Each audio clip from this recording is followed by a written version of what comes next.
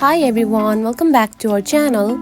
In today's video, I'm going to show you how to download Coinbase app. It is a very easy process, so let's dive right in. First of all, find the App Store on your home screen. Now open it. After opening the app, tap onto the search bar and type Coinbase and search for it. After that, tap on to the first option right here. Then, to download it, simply tap on to the cloud option right here.